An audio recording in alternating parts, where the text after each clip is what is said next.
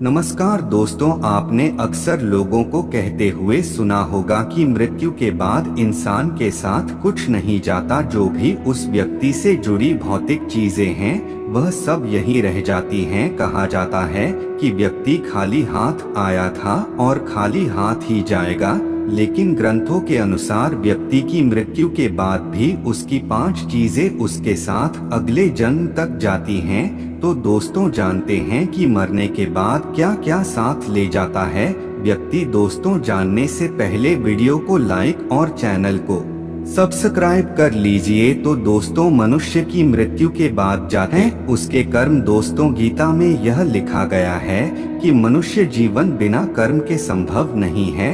हर पल व्यक्ति अच्छे या बुरे कर्म करता है।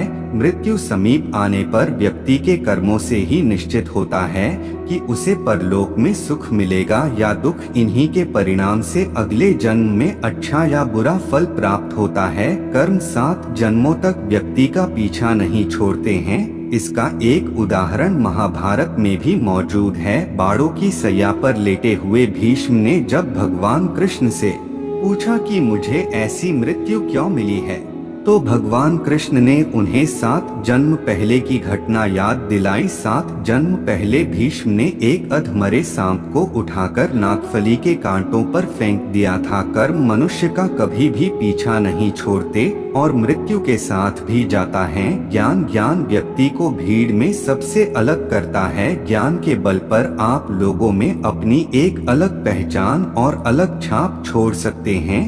इसलिए आप अपनी मृत्यु के पहले जितना अधिक ज्ञान प्राप्त कर लेंगे उतना ही अच्छा होगा। ऐसी मान्यता है कि जीवित रहते हुए जो व्यक्ति गुण सीख लेता है वह उसके साथ मृत्यु के बाद भी अगले जन्म तक जाते हैं। इसलिए अपना समय खुद को अच्छा ज्ञान और अच्छे गुण प्राप्त करने में लगाएं। श्री गीता में भी इस बात का जिक्र किया गया है कि ज्ञान और दान कभी नष्ट नहीं होता है और मृत्यु के बाद भी साथ जाता है। कर्ज, धार्मिक ग्रंथों में बताया गया है कि कर्ज कभी भी व्यक्ति का पीछा नहीं छोड़ता। अगर किसी व्यक्ति ने आपका भला किया है तो उसका यह ऋण जैसे ही मौका मिले उतार देना चाहिए। अगर आप किसी का ऋण नहीं उतारते हैं तो उसे जन्म जन्मांतर तक किसी भी रूप में आपको चुकाना पड़ सकता है। साथ ही अगर आपने किसी को कर्ज दिया है और उस व्यक्ति की मृत्यु कर्ज चुकाने से पहले ही हो जाती है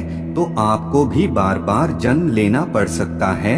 इसलिए ऐसे व्यक्ति को उसकी मृत्यु के साथ ही माफ कर देना आपके लिए उचित रहेगा। बात भी साथ जाती है वासना और मोह। शास्त्रों के अनुसार अगर किसी चीज को पाने की चाहत रखते हैं और वह चीज व्यक्ति को न मिले तो मृत्यु के बाद भी उसे चीज की वासना उसका पीछा नहीं छोड़ती। सांसारिक सुखों की चाहत रखने वासना ही है। वासना को लेकर विष्णु पुराण में एक कथा भी मौजूद है। राजा भरत को अपने हिरण के बच्चे से बहुत प्यार था। उसी के बारे में सोचते हुए उसने प्राण त्याग दिए। अगले जन्म में राजा को खुद हिरण रूप में जन्म लेना पड़ा। इसलिए कामना और वासना को अपने मन में हावी नहीं होने देना चाहिए। साथ ही किसी भी चीज को लेकर अधिक मोह माया नहीं होनी चाहिए और मृत्यु के बाद भी साथ जाता है।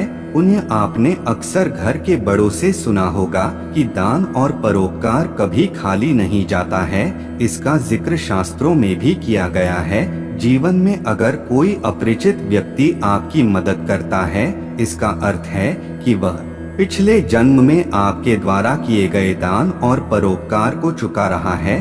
इसलिए दान पुण्य करते रहना चाहिए। यह व्यक्ति के साथ जाते हैं। तो दोस्तों, यह ज्ञानवर्धक जानकारी आपको अच्छी लगी हो तो वीडियो को लाइक, शेयर एंड सब्सक्राइब कर लीजिए। ऐसी ही वीडियो के लिए मिलते हैं अगली वीडियो में। तब तक के लिए धन्यवाद। अंत में सभी दोस्तों को राधे राधे।